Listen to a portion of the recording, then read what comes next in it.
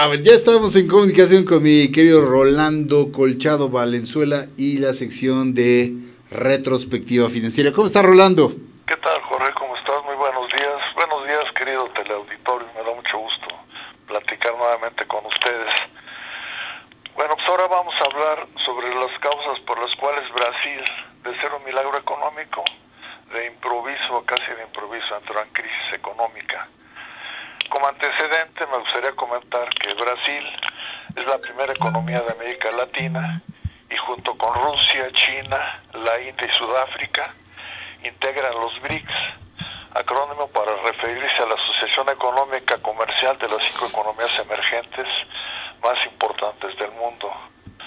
Desafortunadamente, a pesar de su gran potencial económico y su gran tamaño, es el país que ha tenido los mayores desórdenes monetarios, en donde las inflaciones han llegado a ser hasta del 2.500% anuales, lo les ha originado constantes devaluaciones y por consecuencia ciclos económicos muy importantes.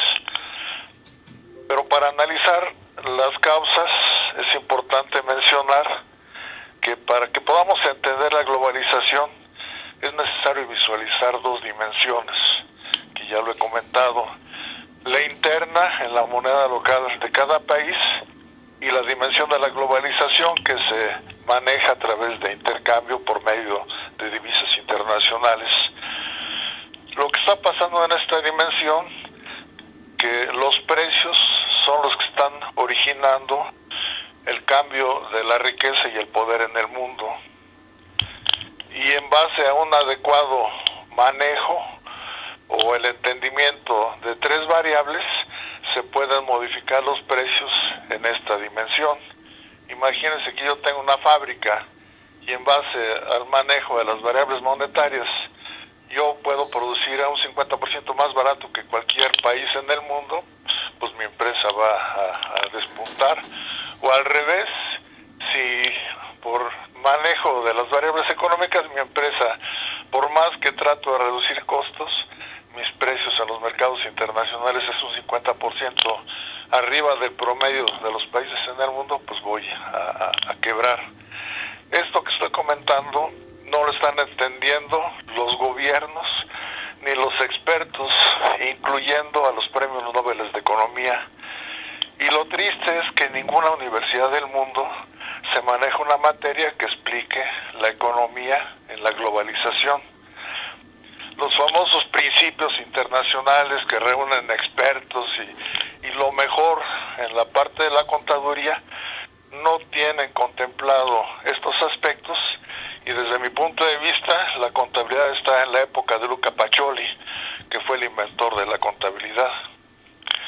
Para explicar la causa del cambio radical en la economía del Brasil, me voy a referir a dos presidentes, que son Fragoso y Lula da Silva.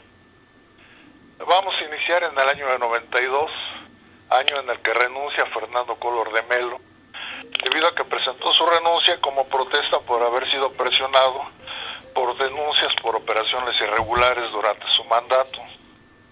Ante la abrumadora pérdida de respaldo popular, el Congreso aprobó el inicio de un juicio penal contra Collor de Mello.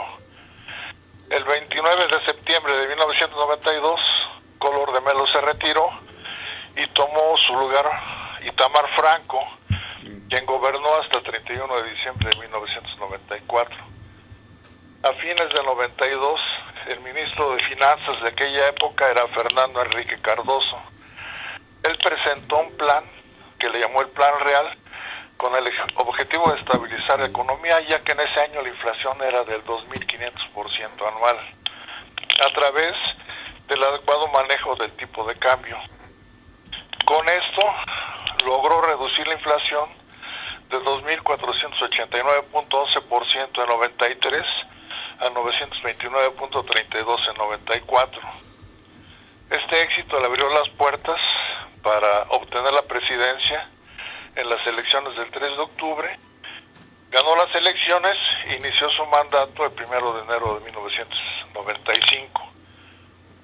Para mí el desempeño de Fernando Henrique Cardoso fue sobresaliente caliente, y para mí es el único gobernante, salvo China y la India, en su opinión, los actuales estadistas de esos dos países, que entiende la economía en la globalización, ya que, como lo comenté, logró reducir la inflación del 2.500% a cifras de un solo dígito, y de una sobrevaluación de un 52% logró bajar los precios para que Brasil tuviera una subvaluación del 76%, con lo cual Brasil era un país muy competitivo desde el punto de vista en cuanto a precios, y eso empezó a generar que Brasil empezara a crecer y ser una economía que fue de los más importantes en su momento, en el que estuvo como presidente Cardoso. Luis Ignacio Lula da Silva era un líder sindicalista sin estudios. Sin embargo, ganó las elecciones con los mayores votos en la historia de Brasil. Obtuvo 52.400.000 votos. Y en su discurso, durante su toma de protesta, dijo: y yo, que durante tantas veces fui acusado de no tener un título universitario, consigo mi primer diploma, el título de presidente de la República de mi país.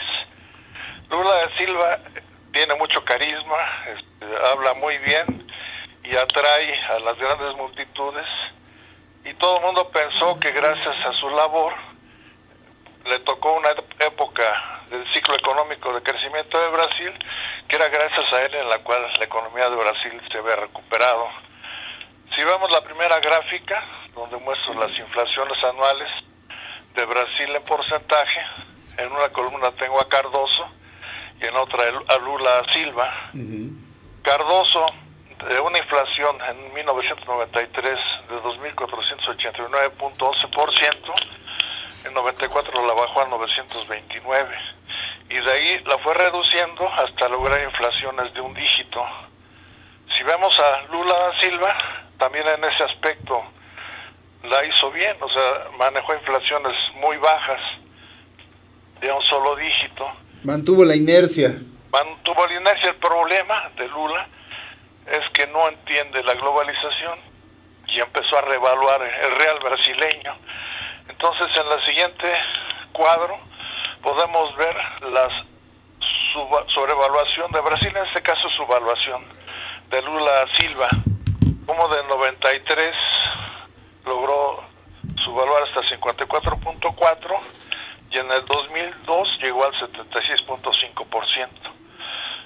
En ese momento, en 2003, entró Lula da Silva, y lógicamente con un país con productos y bienes y servicios muy baratos, empezó a crecer su economía, pero desafortunadamente empezó a revaluar el real brasileño.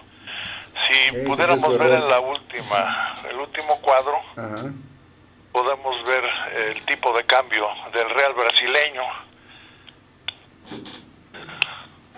como Cardoso fue devaluando el real brasileño.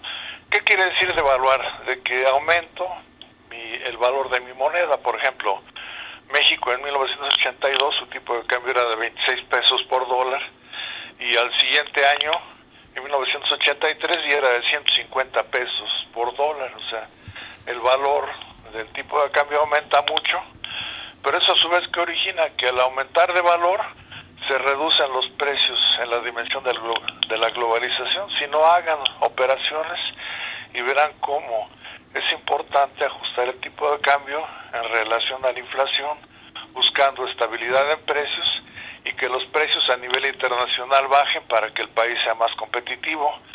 Vean lo que hizo Lula da Silva. De 3.53 lo bajó a 2.89, o sea, revaluó y lo llevó hasta 1.69%, la revaluación del real brasileño. ¿Eso que originó? Pues que a pesar de que mantuvo la inflación, los precios se elevaron y Brasil dejó de ser un país competitivo. Esto que estoy comentando ahorita es importantísimo porque está cambiando el poder y la riqueza en el mundo, pero desafortunadamente, como menciona mi libro, los expertos y los gobiernos y las grandes universidades están dormidas y no se están dando cuenta, y está ocasionando esta situación que China se aprovecha más de la falta de visión de los gobernantes y de los países, y cada día adquiere mayores empresas y mayor riqueza. Por ejemplo, acaba de pasar el tianguis turístico, y Enrique de la Madrid, yo considero que es una persona inteligente, habla muy bien y logra transmitir a través de sus mensajes. Él inclusive se está aventurando en decir de que México bajó del 8º al 6º lugar como lugar turístico de visitantes extranjeros. Uh-huh. Y está asegurando que vamos a bajar hasta el 3er lugar en unos 5 años. Pero no está contemplando la parte de lo que es la dimensión de la globalización. Miren, la parte de la hotelería iba muy bien hasta agosto del año pasado, pero con los terremotos automáticamente mucha gente les da miedo venir a México, a pesar de que no sea la Ciudad de México, a pesar de que sea Cancún, les da miedo venir a muchos de los extranjeros. Pero hay otra cosa más importante, que son los precios. Nuestro tipo de cambio se ha ido revaluando, porque el Banco de México maneja el tipo de cambio en base a la oferta y la demanda, que es un error gravísimo. Algún día se van a dar cuenta de que es un error, porque nuestros precios están fluctuando, subiendo y bajando. Por ejemplo, Trump nos ayudó, porque nuestro tipo de cambio se fue hasta 22 pesos. Y la inflación se mantuvo, afortunadamente. Pero ¿qué hicieron? Pues que en base a las noticias de que a lo mejor ya el pacto se firma, que México va muy bien, se empieza a revaluar el tipo de cambio y ahorita estamos en 18. Es una diferencia de 4 pesos que eleva nuestros precios en los mercados internacionales. Claro. La próxima semana voy a presentarles un análisis para que vean el error tan grave de manejar el tipo de cambio como lo maneja México y cómo nos va a afectar en la parte de turismo. Ojalá, y espero que me equivoque, pero si nuestros precios suben a la dimensión de la globalización, pues nos afecta en que mucha gente ya cancela sus viajes porque claro, hace caro. Muy bien, Rolando, pues y en el caso de Lula, pues nadie sabe para quién trabaja, ¿no? Se llevó en la gloria de lo que hizo su antecesor en materia económica y por eso pues era tan querido, incluso estaba favorito en las encuestas, pero pues ahorita está en la cárcel el señor Lula por haber recibido sobornos, fíjense nada más lo que es luego pues esos personajes de corte populista que le tocó ahí disfrutar un tanto de lo que había hecho otro presidente, que es lo que luego suele suceder, ¿no? Fernando Enrique Cardoso, le pasa como un chiste, ¿no? Que me contaron que decía una persona, yo a mi papá lo hice millonario, y todos, ¡ay, qué bárbaro! ¿Qué hiciste? No, lo que pasa es que era multimillonario. Pero así de multimillonario lo bajó a millonario. Pues, sí. Muy bien, querido. Cosas que no ve la gente, que no ven los expertos y que China está aprovechando, desafortunadamente. Así es, mi querido Rolando, pues muchísimas gracias, como siempre, por este análisis acucioso de lo que es la realidad de las cosas, que a veces en esta materia son tan difíciles de comprender y que tú lo haces de una manera sencilla y magistral. Gracias como siempre por esta brillante participación, querido Rolando, te mandamos un abrazo. Gracias a todos.